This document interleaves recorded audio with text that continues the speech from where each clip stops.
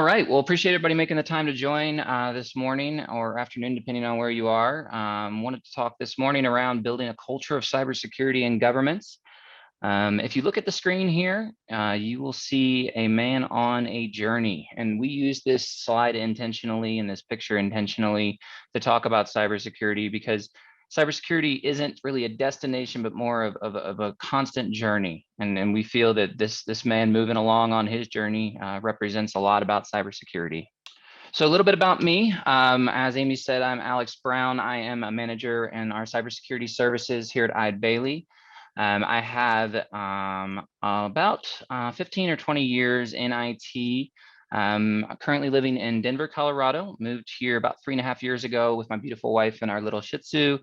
From my previous life in Kentucky, I actually worked for a large power and gas company in IT, as well as working in their data centers, working through some small business consulting before that.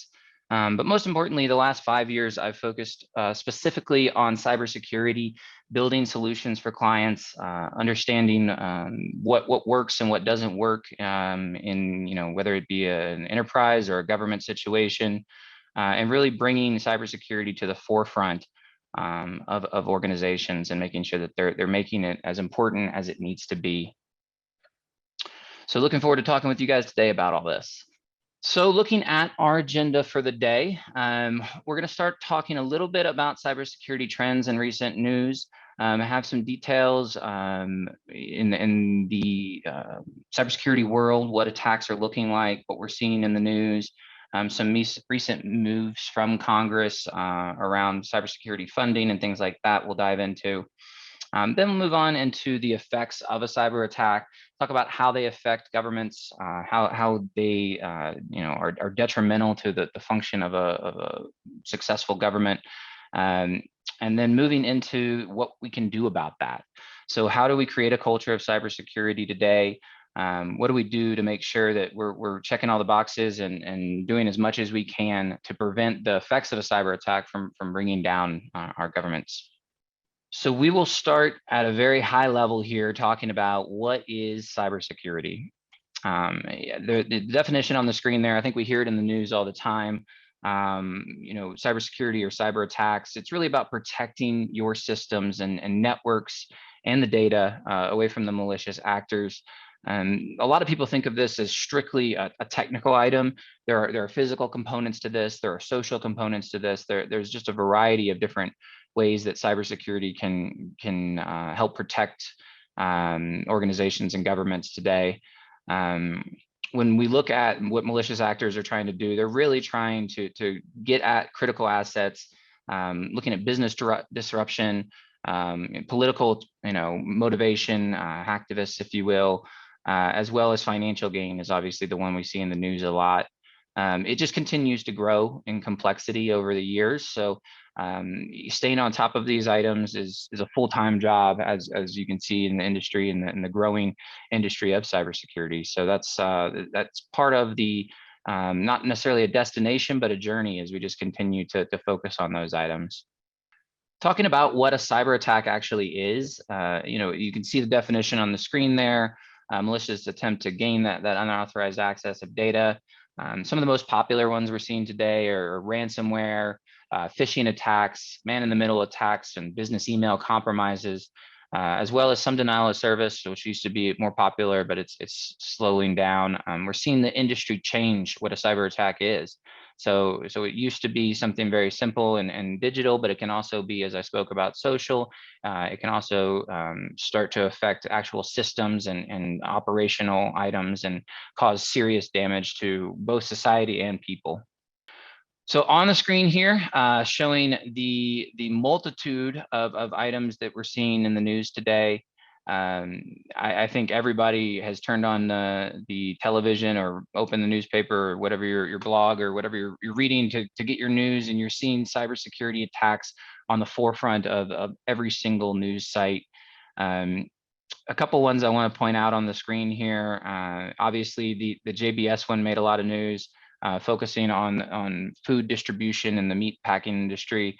That one was a huge one that affected meat prices. So they're not just affecting the companies; they're affecting Americans today and the citizens of our governments. If you look at the top right there, Baltimore City had an $18 million attack. It's costing an incredible amount of money to governments, and just having them have to make up that money and have that downtime. And we'll talk a little bit more about the effects of those. But we're also seeing those attacks get a little more sophisticated. So the Kaseya one that you might have seen in the news ended up hitting 1,500 different businesses. And that was what we call a supply chain attack. So they actually took software that was a trusted software to organizations and implemented a backdoor into the software itself. And when that software was pushed out to the different companies that were using it, they accepted that software and they became part of a ransomware attack that touched over 1,500 different businesses and ended up demanding a huge $70 million ransom request. The Colonial Pipeline one obviously made the news with a $5 million ransom. That's a very large attack that obviously impacted the entire South in the oil distribution throughout that area. They were able to recover some of that actual ransom that was paid.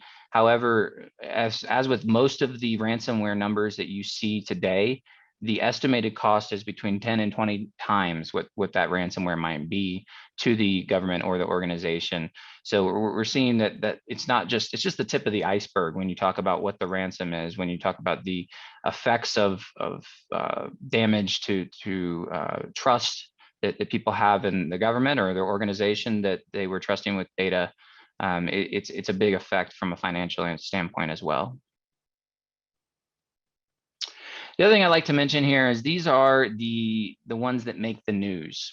So I just saw a stat that said that in 2021, the first 6 months of this year, there were $590 million paid out to ransomware gangs. Obviously, all of those aren't making the news. It's just the headline catching ones. So while it may seem like just the big names are getting attacked, really it's a majority of organizations and governments are seeing at least some sort of attack, some sort of ransomware. If they're not following the proper due diligence when it comes to cybersecurity, they are becoming a big target. So moving along a little bit here, talking about the recent infrastructure bill and government involvement. You may have seen in the news that the 1.9 or I think the actual bill was in the trillions, but of that bill, 1.9 billion of that was approved for cybersecurity initiatives. And of that, a big part is standing up a new office for the Cyber Response and Recovery Act of 2021. This is an office that's being stood up to specifically respond to cyber attacks. And we see a lot of these offices being stood up in cybersecurity, both within government and in enterprises, where they need to be ready to react. And then there are a lot of requirements that are associated with those. And we're seeing that at a federal level right now, such as the CISA directive that is specifying how quickly to remediate vulnerabilities. But we are expecting to see, while it is a federal level now, we're expecting to see these trickle down into the state and local governments as requirements, as it becomes more and more of an issue, shutting down our governments and how things are operating throughout the years. One of the biggest items wanted to focus on from that bill, though, is of the 1.9 billion, 1 billion of that was specifically allocated for the state, local, tribal, and territorial governments, improving the cybersecurity for those governments. That money will be distributed over the next 4 years, is the way it's being explained at this point. So being in front of that and going and requesting that money is going to be very essential for governments, so that they can improve their cybersecurity posture and take advantage of the funding that has been put in place. Talking about trends in cybersecurity. So these are the items that we're seeing becoming huge importance over the past few years. And number one is a talent shortage. While this might not be the thing that you're most worried about from an attack standpoint, this is really becoming the forefront of issues within cybersecurity. Right now, cybersecurity is the fastest growing career area in the United States. From the Bureau of Labor and Statistics put that out. And we are seeing 2 out of 3 cybersecurity roles today remain unfilled. What this is causing is obviously it's more and more difficult to go and get the cybersecurity needs met. You can't just go out and hire somebody as easily as you would expect. With 3 million unfilled cybersecurity positions right now, we're seeing that number growing and growing as the need becomes bigger and bigger. So as you need to fill people in your cybersecurity gaps, it's becoming very difficult to do so. So ransomware, I think, is on the forefront of everybody's mind. We're talking about that, you know, in the previous slides, as most of those items were around ransomware. Much more common than it was in the past years, more expensive, more persistent, and more sophisticated. We're seeing organizations having to deal with ransomware ranging from, you know, $500 from years ago to now the average is in the 1.9 million range for ransomware. So it's becoming a bigger and bigger problem, and protecting against that is going to be one of the most important things that organizations and governments need to focus on as we move forward. Because of the increased focus on cybersecurity that we have seen from organizations and governments over the past years, we are starting to see attack sophistication growing. Spoke a little bit about the supply chain attacks, where they're trusted software that you have purchased. They're putting backdoors into those. They're hacking into the companies that are creating those softwares, and they're finding ways to get in through that. But we're also seeing the targeted ransomware. So the traditional phishing, where they're sending you an email that you won some sort of gift card, or you something was very important and you had to react at that time and click on this link to see if you're part of this, whatever it might be. We're not just seeing that as a put it out to everyone and see who clicks it as much, but we're seeing a focus on important individuals in government and in organizations, such as the CEO, other C-level executives. Those individuals are being targeted for ransomware because if they can take over that account, they have a much better chance of being able to take over other people's accounts because of the name, the weight that name carries. So once they get into the systems, then they try to figure out where they can pivot to find what we call the gold of the organization, which a lot of times is the data or might be other items. And once they're able to pivot, they find those servers and they try to encrypt those so that they can ask for your ransom in that regard. However, when it comes to ransomware, we're seeing a twofold ransomware strategy in the world today. The first one is obviously the traditional, we've ransomed your files, we've encrypted them, you need to pay us X amount by this time or it's going to double, and that's what it's going to take. However, we've also seen the second part of that is, okay, now you paid us the first time, you're going to need to pay us the second time, or we're going to release all the sensitive information that we've stolen from you. So there's a double ransom that comes into play in that, and that's causing a lot of issues with, you know, you shouldn't pay the ransomware to begin with kind of situation. So how do we move backwards and farther left in the situation to make sure that we're putting the items in place to where we don't even have to deal with that problem? Also with attack sophistication, not just the traditional email phishing, but also smishing, which is SMS phishing, and vishing, which is voice phishing, are on the rise. A lot of organizations and governments have reached the point of where everyone is looking very closely at that email. They've seen enough of the email so that they know what looks right and what doesn't. However, they're not quite on the guard yet when it comes to somebody calling and requesting information. So we're seeing those attacks on the rise, pretending to be a new tech support person and asking if you can install a remote desktop onto their machine so that you can jump into their machine and get in that way. That's on the rise as well. And the SMS smishing, the texting, I'm sure everybody has seen the, hey, you have a package or something like that text message lately. Those are good for taking over phones and even getting you to log in from your phone to your work information or other sensitive accounts. Because of this, we really say that people are often considered the greatest security threat. There's as technology and cybersecurity techniques grow, we can put a lot of technical stopgaps in place, but getting people to be aware of cybersecurity is one of the most important things we focus on. And that gets back to that, how do we create that culture of cybersecurity so that it's everyone involved and not just the technical people or the people who are paying attention.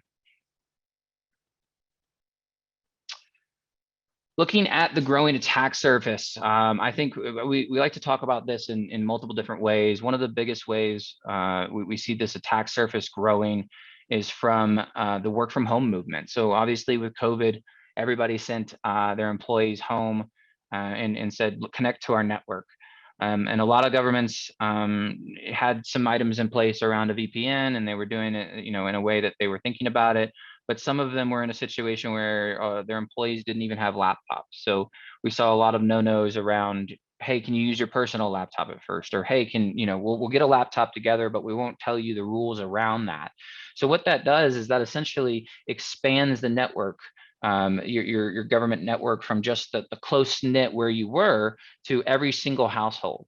So they take that laptop home that you give them, and that opens it up. If you're not using a proper VPN and you're not securing things properly, they might have a kid that's playing a video game, and they download some sort of patch that has a virus on it.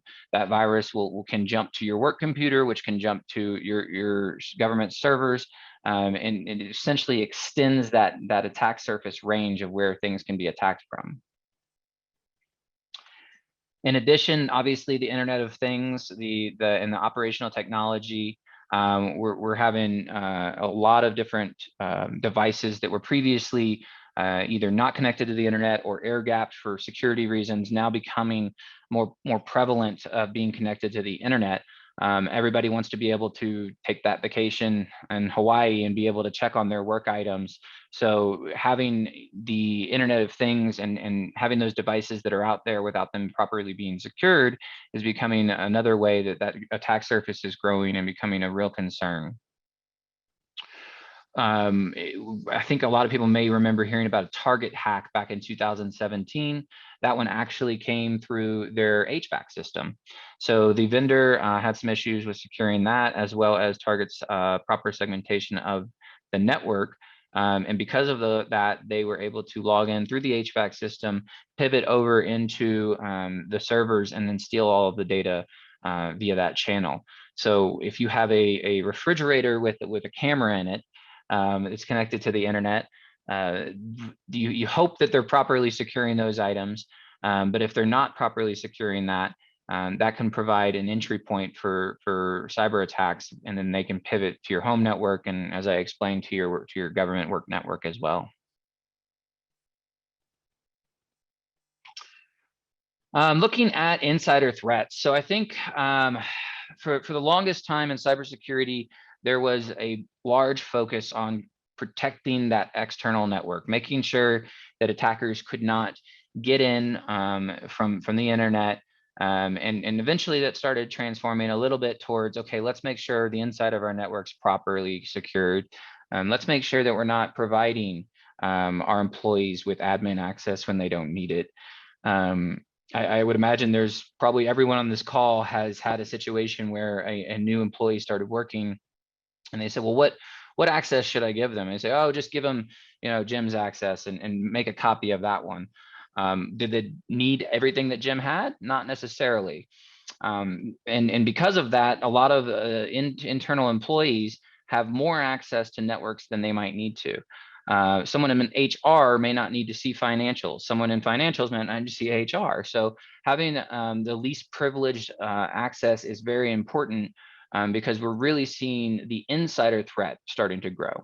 I believe I saw a number that something like 60% of all employees right now are looking for another job. What percentage of those employees are disgruntled? What percentage of those employees are upset with their current job situation? Would they possibly take an opportunity to attack the network? And you say, okay, well, they may not know how to do that. That's true in a lot of situations, but we're seeing now that threat attackers and the cyber gangs are reaching out directly to employees that they might have been tipped off as being disgruntled, and asking them to click on an email, asking them to insert a USB key. I think I heard that recently Tesla employee was offered $20,000 or $30,000 just to plug in a USB key.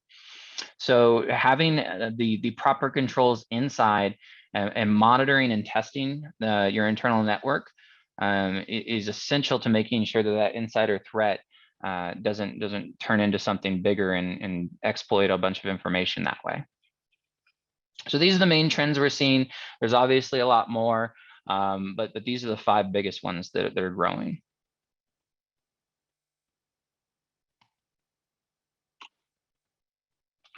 All right, we're going to shift gears a little bit and talk about the effects of a cyber attack, specifically how they kind of cripple governments and what they can do in that regard.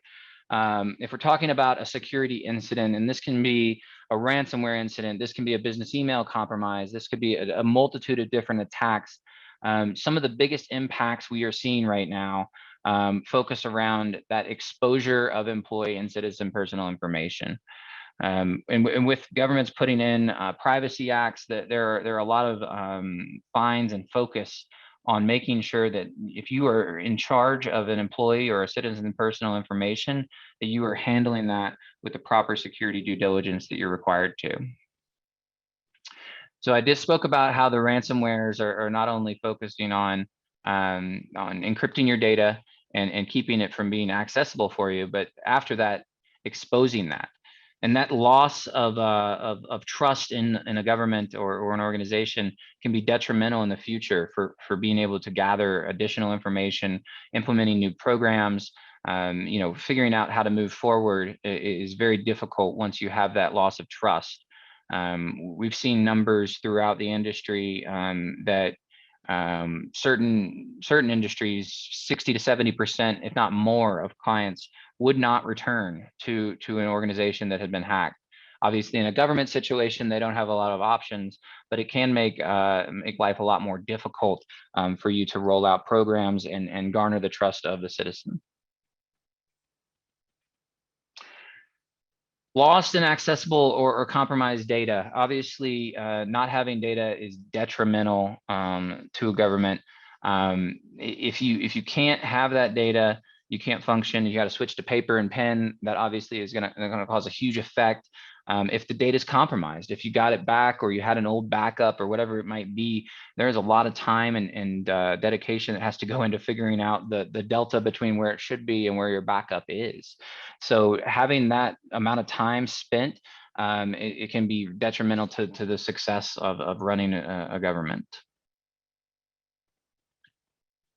We see systems are down or running slow. Sometimes it's not completely a takedown with a ransomware. Sometimes you'll see denial of service, where if somebody's registering for unemployment or something like that, if those sites are being hit really hard by a denial of service attack, where and to explain denial of service a little bit, it's where an attacker will take over a multitude of devices and try to access a website all at once. In order to slow it down so that it's inaccessible. This can cause obviously an amazing amount of problems from service interruptions as well as bad press. If you're trying to launch a new initiative or something like that, and your systems are down or running slow, people can't register, people can't do what they need to do, it's going to cause a large problem in moving forward with that initiative. So we're seeing that as a big effect and impact from cybersecurity incidents. Number 4, we talk about a strain on internal resources and management. A lot of people don't take this one into account when they think about what a cyber attack can do to an organization or government. The internal resources, often we talk to them when we're helping with cyber attacks, and what we hear from IT people. I've been trying to tell them this was a hole. I've been trying to tell this was a gap for a long time, and people weren't paying attention. So I'm just going to quit. And obviously that's the worst time that anyone could quit. They don't want to spend the immense amount of hours that it's going to take to put that time back in. If you lose one of your top IT people in the middle of an incident, you've taken a really bad situation and turned it into a even worse one. And you know, I've been part of many of these cybersecurity response teams where we're talking 18+ hour days. You know, we're working in shifts to try and bring everything back online. It's not an easy thing to do. So that strain can cause trickle down effects, obviously with management down to employees that weren't even affected. If you're finding out that your information has been exposed, and that can cause an effect on your morale in the workplace, making you feel like the government is not taking care of your best interests when it comes to cybersecurity. And number 5, I think, is probably the most obvious here. The unplanned cost due to a compromised environment. I spoke about the ransomware numbers being, you know, 1.9 million on average, but we're seeing 10 to 20, even more when it comes to the cost of dealing with it. There's a multitude of items that most organizations and governments don't even take into account when they think about cybersecurity. If you have an employee's or citizen's information that's been exposed and that breaches the press, which it will, now you have and possibly millions of people out there wondering if their data has been exposed. So you're going to have to spend money to set up a hotline for them to call. You're going to have to man that hotline with employees to take in that information and you know, provide feedback back to those citizens whether their data has been exposed or not.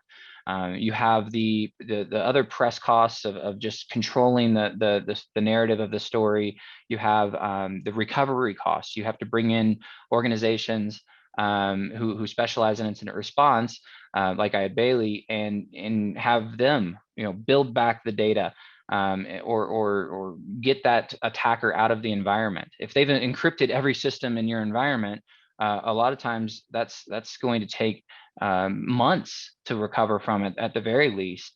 If you talk about some of the bigger hacks in the world, you talk about Equifax, it's $140 million or 140 million records were shared. Their payments out to the citizens or their clients alone were $700 million, with the total cost well over $1 billion.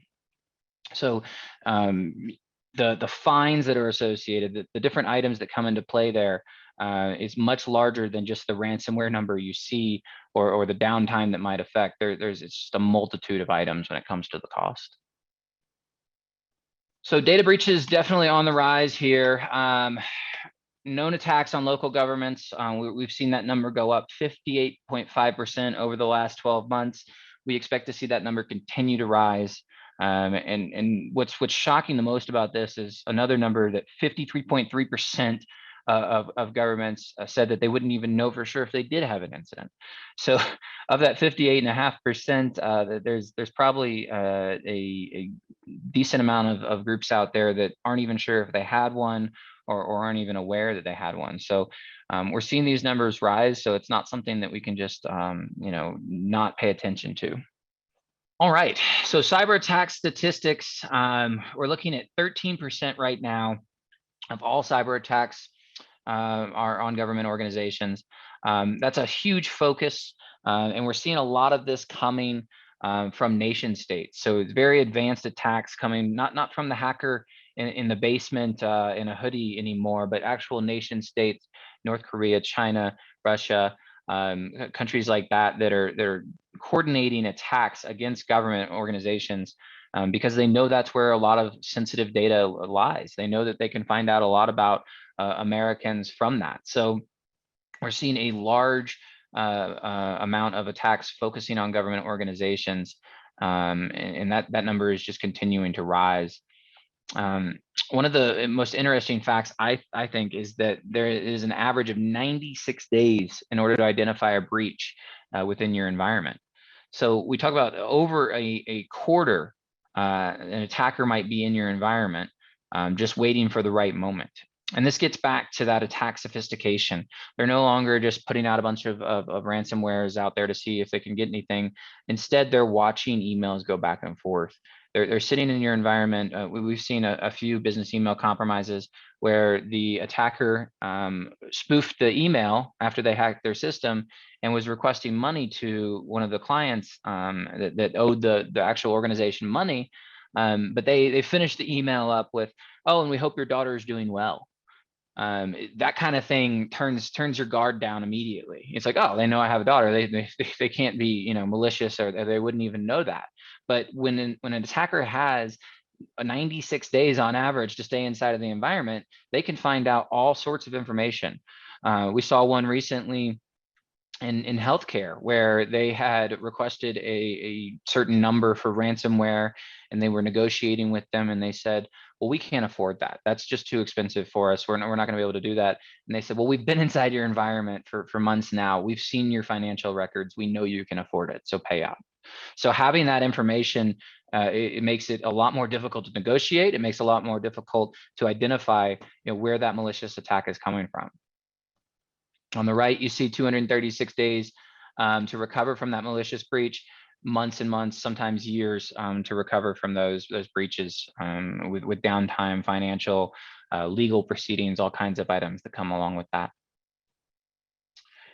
If we see the 2020 average cost per breach, one of the reasons we put this on the screen here, you see 3.86 million worldwide, but really 8.64 million in the US. And the point I like to bring up there is that it's double almost in the United States, or over double in the United States.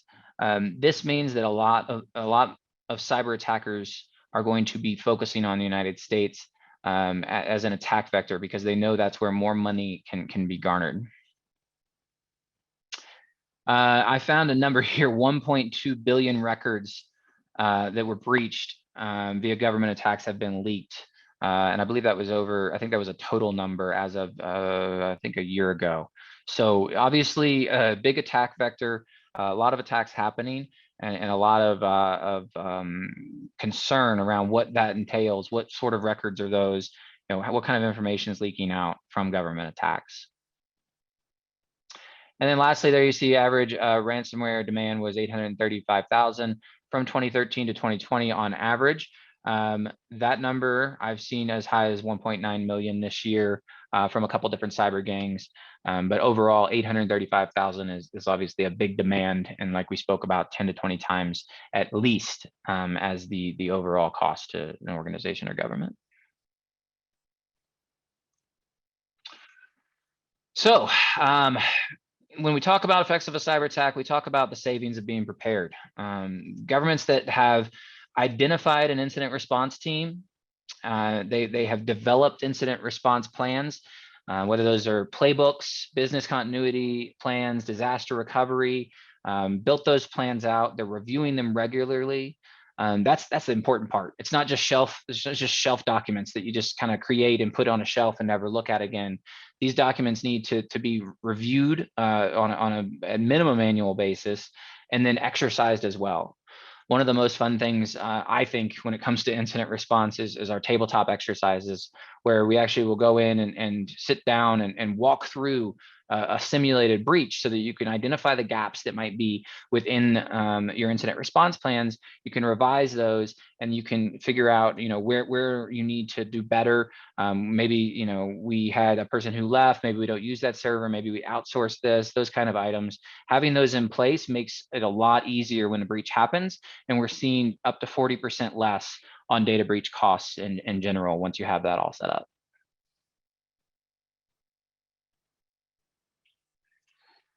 All right, so the main part here is what can we do? So I think I've talked about the dangers, hopefully haven't scared everyone too much. but it's not for naught. There are a lot of ways that you can secure governments, and it really starts with creating that culture of cybersecurity, and making sure that we understand that cybersecurity isn't one person, it isn't IT's responsibility, it isn't just the CEO or the president's responsibility, it is everyone's responsibility to take cybersecurity into account on a daily basis. I'm going to talk through these 6 points here of what we believe is the best way to build a cybersecurity culture. And you can see on the screen here, there's a variety of different ways.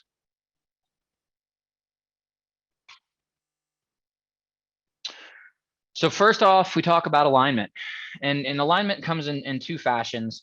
The first part of alignment is focusing on where your organization or government needs to meet cybersecurity.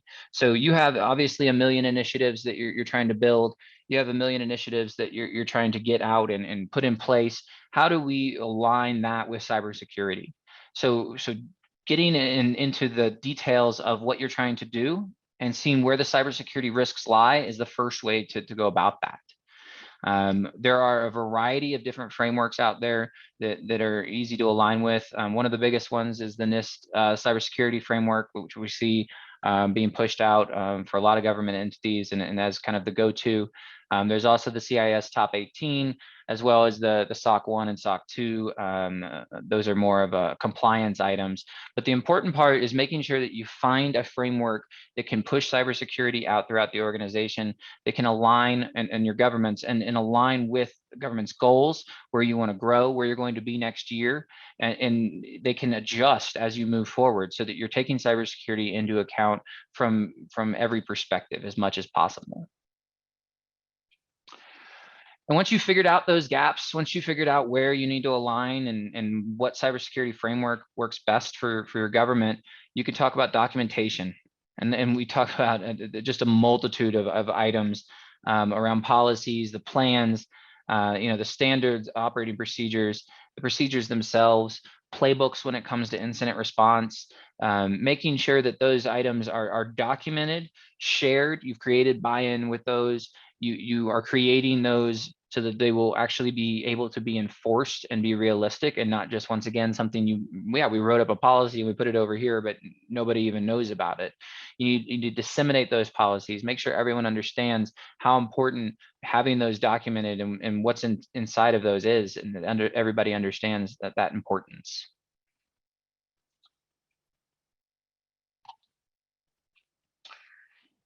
So once you have your framework and alignment, you have your organization in moving forward towards that alignment, you have your documents in place, you've created all of those, you disseminated them, everyone understands. You want to focus on that implementing and the buy-in from the top down.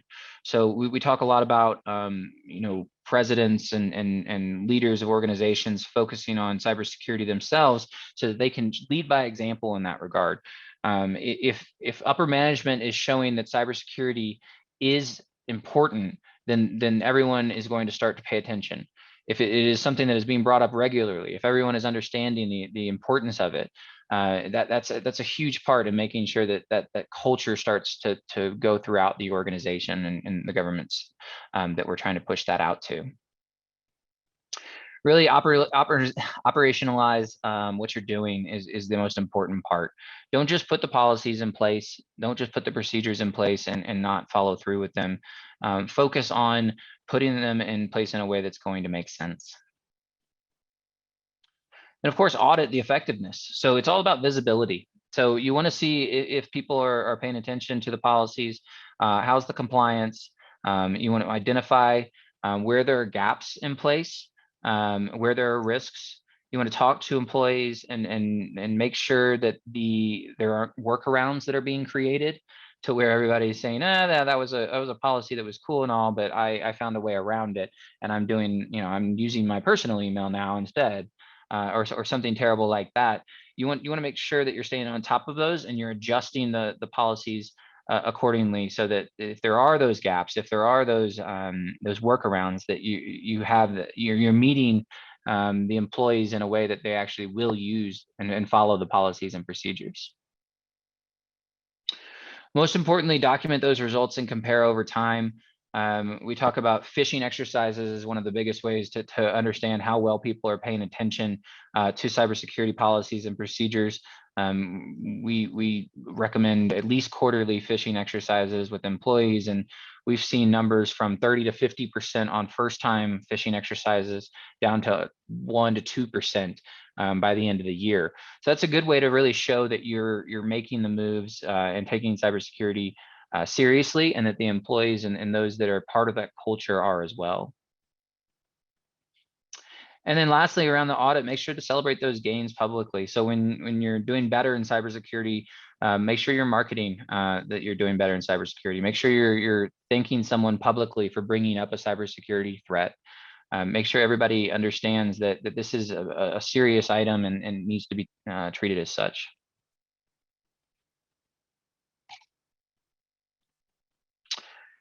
And then the last two here are focused on education and training. I've spoken a little bit about that before, but employees want to do the right thing. Most people don't want to be the one who opens the door for a cybersecurity attack, but they need to know what that entails.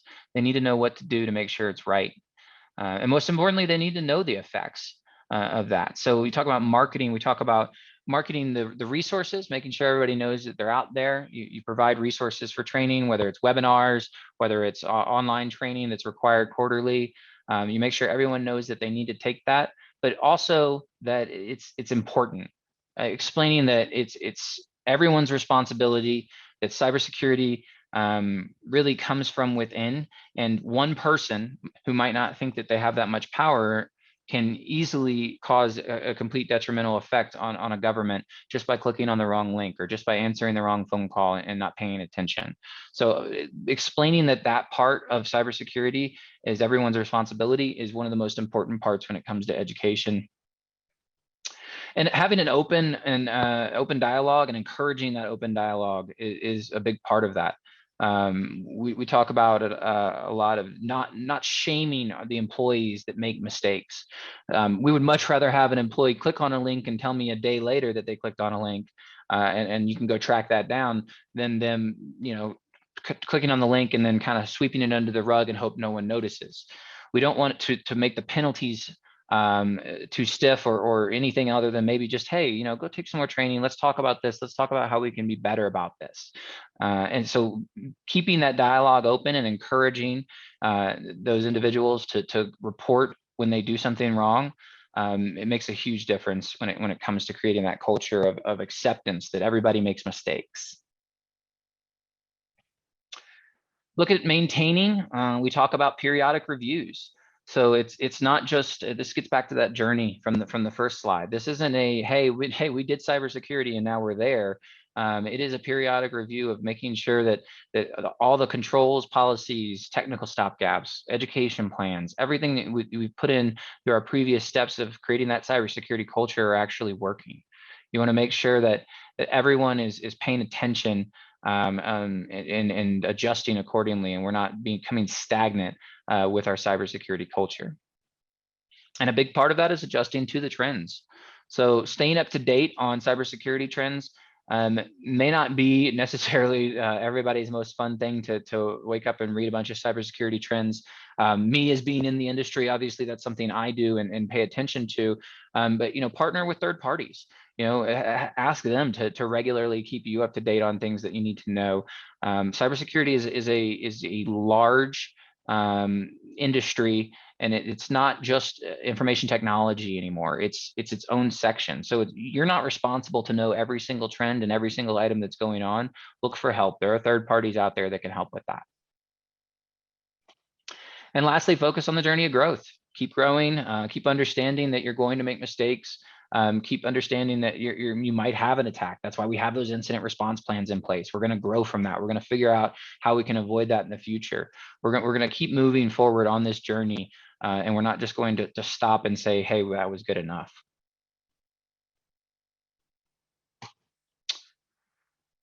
So this touches a little bit on the 5 stages of cybersecurity. One thing I like to point out on this pyramid is it's shaped like a pyramid, but it doesn't have to be completely built out on the bottom before you move up to the next steps. A lot of times we focus on stages 1 and 2 together, And when we talk about foundational security items around data backup and recovery, very simple IT tasks, email security, endpoint protection, making sure you have the proper software on machines. Obviously, multi-factor authentication is one of the biggest items that we encourage, and we see it on cybersecurity insurance policies. We see it everywhere today as being the #1 thing. From a personal level, if you don't have multi-factor authentication on your Facebook or your Instagram or Gmail or whatever you might have, go enable that right now. That is really going to stop about 90% of the attacks we see on individuals. And they're going to move on to the next one. A lot of times we use the phrase that hackers are lazy. In a lot of ways they are. They just want the easiest target. And if there are a lot of organizations and governments out there that don't have multi-factor authentication enabled, they'll move on to the next one if you have it enabled. Stage 2 around the policies, talked about those in depth already. Making sure you have those email phishing exercises as well, making sure remote workers understand what's expected of them from a security standpoint. If they're at Starbucks, they need to be on a VPN. Those little items that really make a big difference. And then those key processes as you grow. So making sure you've got configuration management in place. You understand the assets that are in your environment. You can't secure assets until you know what they all are. Making sure that you have the proper controls from a mobile device management situation for cell phones, that users aren't just using their cell phones to store sensitive data without you having some sort of control over that data. And then moving forward, the incident response, making sure that from an incident response standpoint, you know what to do if something happens so that you're not fumbling. There's no worse time to go and find a security vendor to help you with an incident than Friday night when the attack happens. That's not the time you want to be comparing and figuring things out. So work with a vendor or work with your incident response planning teams internally to make sure that you understand exactly what's going to happen. And then stage 5, looking at SIM solutions, that's incident logging, making sure that you are monitoring your systems so that you can see when things are happening that shouldn't be. Maybe implementing a SOC, which is Security Operations Center, or outsourcing that to a third party. And then actively threat hunting, where you're out there looking for attacks or looking for indicators of compromise before they happen.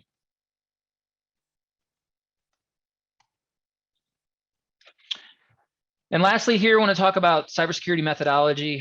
This is the one that Bailey uses. There are obviously a variety of different methodologies out there, but the most important part of this, it really gets back to that culture of cybersecurity. At the top, we start with assessing, understanding what the environment is, understanding that visibility. Where are our gaps? Where do we need to create a strategy and roadmap to move forward to make cybersecurity a priority? From there, we move into the integration portion where we're actually putting those items in place, making sure that if there are items that are out there from maybe a penetration test, you found that there's holes in your network, making sure you're remediating those, making sure you're validating that those items are remediated. And then back to maintain, we talked about in the cybersecurity culture model, making sure that you can respond, you can manage, you can prevent, you can adjust. Keeping all that in mind and circularly jumping back up to that assess and seeing where you're at and starting the process over regularly. So it's all about creating that journey and making sure that you're creating that cybersecurity culture within your government.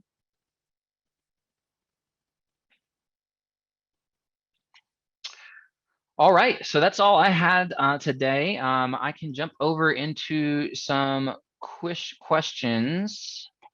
Amy, do we have any? Yeah, so there's one in the Q&A. It says, when would the cybersecurity dollars become available? I am not 100% on that one. I'm not a government expert when it comes to policies and how long it takes to get that into place. I've heard numbers that they might be that they could be parts of 22. We do have experts here at Bailey that can help with that. And we can put you in touch with those individuals to dive into it. But the important part is getting everything in place so you're ready to jump on those dollars when the time comes. How often do you feel a pen test should be performed? Yes. So from a penetration testing perspective, internal and external. A minimum of annual is what we recommend. If you're a larger government and you have a lot of things going on, you should be doing managed vulnerability scanning as much as possible within your organization so that you're regularly looking at the vulnerabilities inside and outside.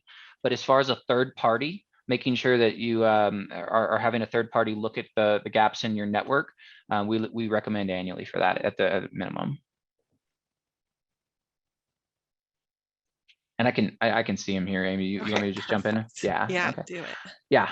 So next question here is how do you protect email correspondence with attachments? So email is inherently insecure. There's been a lot of attacks from insecure email. So that's a great question.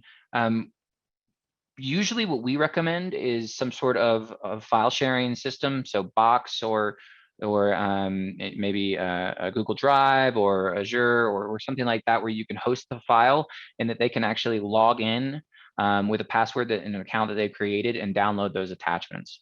Email is inherently insecure, so you don't want to send sensitive information over email. You always want to have a portal to log into for that.